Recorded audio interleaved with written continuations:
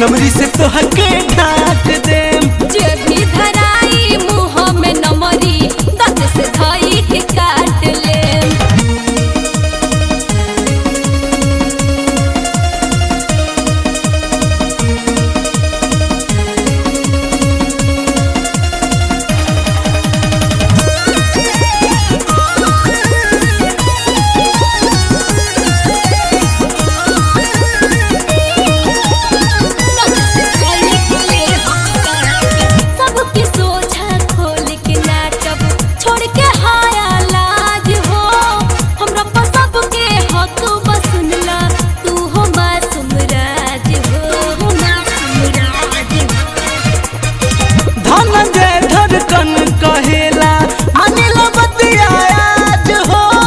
हमरा साथे नाइट बिताला भूल न पैबू रात हो।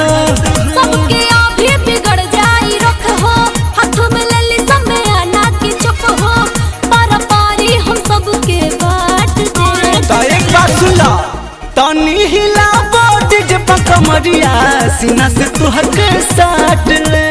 तनी देखाबो गोरे गोरे टंगरी तोहके नमरी से ढाक दे।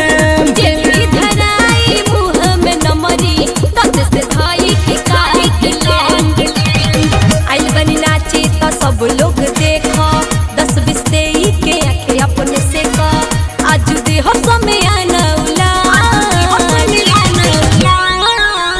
के भी धराई मुँह में नमरी दांत से धाई के ले हो काट। तनी देखाबो गोरे गोरे टंगरी नमरी से तोहके ढाक दे।